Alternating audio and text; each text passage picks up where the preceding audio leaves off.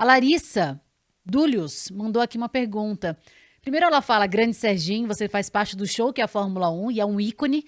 Mas ela pergunta quais são os seus ídolos, quais são as pessoas que te inspiram. Tem no meio da narração, no meio do esporte também essas pessoas importantes para você? Tem dois caras que para mim foram grandes molas inspiradoras para mim. Primeiro no rádio, o Dolce Bueno de Camargo, que foi um narrador esportivo já falecido. Ele trabalhou durante 40 anos, 50 anos em rádio, narrou trocentas Copas do Mundo, foi narrador esportivo durante muitos anos, e o jeito que ele narrava era um jeito que me cativava muito. Ele narrava de forma clássica, ele tinha um vozeirão e ele tinha uma cultura muito grande. Porque é muito importante que você conheça e tenha conhecimento de... Porque eu acho que o jornalista, eu ouvi uma frase de um velho jornalista lá na TV Educativa, onde eu trabalhei 28 anos. O jornalista ele tem que ser um especialista em generalidades. Porque você, num momento você pode estar fazendo esporte, num momento você está fazendo economia, política, crime. Então você tem que ser um especialista em generalidades, independente se você abraçou ou não aquela vertente. E quando você está fazendo uma narração esportiva, exatamente porque, como eu falei anteriormente, não existe um roteiro nisso, você tem que ser um cara de uma cultura muito grande, você tem que ter um conhecimento, estar linkado com os assuntos do momento. E o Dolce era um cara assim. Além de ter um vozeirão e de ter uma emoção muito grande, eu tinha uma admiração, porque o rádio ele é um objeto em que você não vê a imagem, né? Não é como a televisão que as pessoas estão nos vendo aqui agora. O rádio você só ouve. O rádio é um objeto que você leva pro Maracanã, você tem na cozinha da sua casa, você tem no carro, você tem no banheiro, né? O rádio é uma caixinha de emoções. O rádio, você ouve aquilo ali e você tenta imaginar o que é. E ele conseguia fazer uma descrição tão completa do jogo, do ambiente, do que estava acontecendo, colocando emoção num tom tão bacana, que te cativa tanto, que te impulsiona tanto, que eu fiquei apaixonado pelo rádio quando eu ouvi o Dolce Bueno de Camargo, isso quando eu ainda era pequeno, e depois, obviamente, eu consegui me tornar, digamos assim, um amigo dele, ele e da dona Janete, que era a esposa dele, que também já faleceu. A gente acabou morando perto numa época da vida, e ele me passou muitos conhecimentos, e ele disse uma vez que ele me via e me ouvia, e aquilo ali para mim, eu fico até emocionado em falar isso. Falei, pô, Dolce, não é possível isso. Né? O nome dele até Dolce Bueno de Camargo, é um nome diferente, e ele era um cara diferenciado. E na televisão, eu sempre fui fã do Luciano do Vale. O Luciano, ele é um cara que...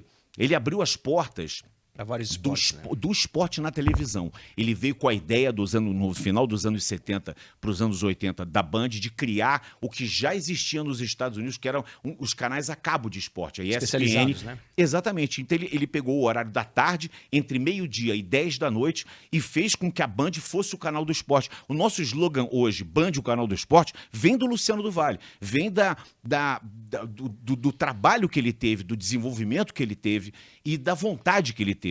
Você vê que o Luciano transmitiu sinuca. Rui Chapéu. Rui Chapéu é carne frita. Carne frita. Ele fez do Maguila um ídolo nacional. Ele colocou no Brasil a Fórmula Indy. Ele trouxe pro brasileiro a oportunidade da Fórmula Indy. Entre outros, o vôlei. Ele é um esporte até o Luciano do Vale e passa a ser outro esporte a partir do Luciano do Vale. Sem falar no futebol, né? Sim. Porque no futebol é o grito de gol do Luciano, a descrição da jogada, a voz do Luciano. Então eu tenho esses dois caras como meus ídolos, assim. E obviamente, eu vou colocar uma terceira pessoa, que é o Galvão Bueno, que é um divisor de águas na televisão. Que o Galvão é o cara que, cenicamente, é o cara mais perfeito que eu vi na televisão. Eu vou até contar uma história rapidinha do Galvão. Eu estava na Olimpíada de Londres, 2012. O Galvão apresentava um programa que encerrava o dia da Olimpíada. Era uma espécie de bem amigos, mas era no final do dia. Quando acabavam os eventos, ele fazia uma mesa redonda, trazendo alguns convidados e tal. E no último dia da Olimpíada, eu já tinha feito, inclusive, a decisão do terceiro lugar do vôlei. Até é interessante essa história. Eu estava lá no ginásio do vôlei, eu tinha pego a minha camisa, falei, graças a Deus, acabou. Aí peguei minha camisa, embolei, botei na mochila e sentei para ver a final, que o Brasil acabou perdendo no vôlei, né? Perdeu por 3-2 da Rússia. Memória. Ai, meu Deus do céu, esses dois. E aí, quando eu estava no meio da transmissão, o Mário Jorge Guimarães meu chefe, me passa um recado, falou, você vai apresentar, porque eu e o Rob éramos os apresentadores quando o Galvão não podia apresentar. Naquela Olimpíada, a Globo não tinha conseguido comprar os direitos eram da TV Record e do Sport TV para TV a cabo. E o Galvão não tinha nem credencial para ir nos jogos transmitir, porque o pessoal que tinha sido credenciado era do Sport TV. Então ele foi para lá, para Londres, para fazer esse programa. E eu não sei por que cargas d'água, nesse dia ele não pôde apresentar o programa, e quando ele não podia, era eu. Desamassa o uniforme, Sérgio Maurício. Aí ele me passa a mensagem, você vai apresentar? Eu falei, meu Deus, a minha camisa. Eu tirei a camisa e fiquei abanando a camisa. Bom, eu não vi a final, porque eu tive que sair para ir para o nosso prédiozinho que a gente tinha, um prédio sinistro, que era lá no centro de Londres, um prédio meio macabro. Era macabro. Sabe elevador com porta pantográfica? Fazia assim... Aqueles de filme de terror? De filme de terror. Você ia com a manivela, era uma coisa, um elevador dos anos 40, era uma coisa sinistra. Bom, aí eu fui lá para apresentar o programa, e quando eu cheguei, nos dias que o Galvão não podia apresentar, ele gravava um comentáriozinho. E foi nesse dia em que o Falcão ganhou. O Esquiva ganhou. O Esquiva Falcão. E ele é filho do Toro Moreno, Sim, que foi um lutador e tal. E o Galvão não sabia muito sobre isso.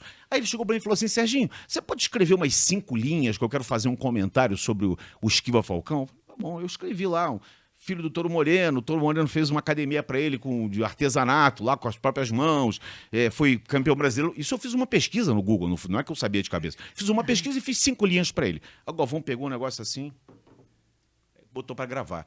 E ele falou durante 4 minutos, por isso que eu falei para ele em relação à coisa cênica. Nossa. Ele falou 4 minutos como se ele fosse um conhecedor absoluto. Que tivesse estudado com o Toro Falcão. Estudado com o Toro Moreno. E Toro Moreno. Você entende? Sim. Então isso é uma coisa que eu admiro muito, porque você saber falar, você discorrer sobre um assunto em que você não tem a menor intimidade ou que você não tem o menor conhecimento, isso mostra o quão você é bom cenicamente.